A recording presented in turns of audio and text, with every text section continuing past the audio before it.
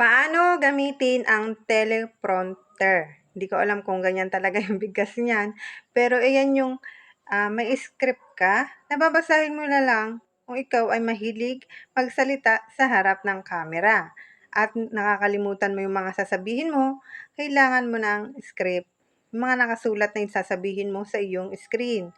Pero 'pag ito ay pinilay mo, hindi siya makikita na nakasulat pala ito. Paano nga ba gawin? Gusto mo bang gawin ang bagay na ganito para mabilis kang makapag-create ng iyong content? Itong topic natin, kung interesado ka, paki-share naman ng aking video at para tayo ay makatulong din sa iba kung paano gawin ito.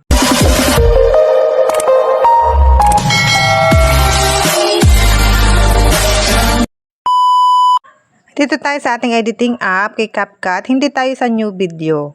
Dito tayo sa pababa, i-scroll mo lang yan. Then sa pinakailalim, hanapin natin teleprompter. Yan. I-tap mo yan. Then, ako kasi hindi ako nagamit nito eh. Kasi nalilito ako. Ito, tap natin tong while using the app. Yan, diba lumabas yan? Kasi ngayon ko lang siya ginamit. Ngayon ko lang siya inopen, pang tutorial ko lang siya ngayon. Kasi hindi talaga ako nagaganito at nalilito nga ako sa aking sasabihin. Kaya hindi ako nagaganito. Ito naman yung mga hindi alam yung sasabihin or kung ano-ano na mas mapapadali ang sasabihin kapag may ganito. Kasi ako, ayoko nung may binabasa ako sa harap. Nalilito ko kaya hindi ako nagamit nito. Itong sa may tabi, pwede mo siyang i-adjust kung anong mabagal ba o mataas ang gusto mo. Tapos dito naman kung sa ibaba malaki or kung hindi mo makita, pwede mong lakihan ang bawat letra.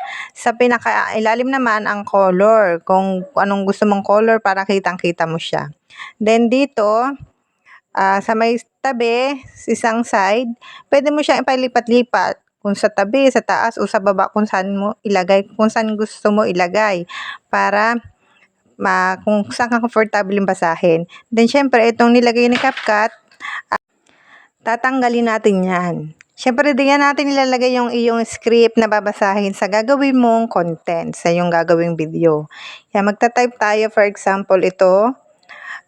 Nagawa talaga ako ng tutorial nito para sa mga hindi nakakaalam nitong teleprompter. Hindi ko alam kung ganyan talaga ang bigkas niyan. Nga pag pinili mo ganito yan, magbibilang na 1, 2, 3, then babasahin mo na lang sa harap. Then kapag okay na, yung check dyan sa side, itap mo yan, and then magpi-play na siya.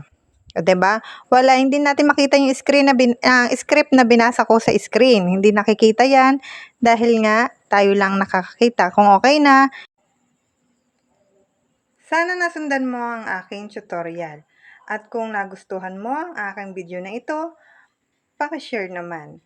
Ayan, kung hindi ka pa naka-follow sa aking Facebook account, ay pwede mo din akong i-follow at marami akong tips and tutorial dito.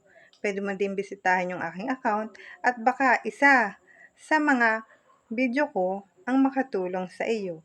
At isa sa mga katanungan mo ay masasagot ng aking tutorial.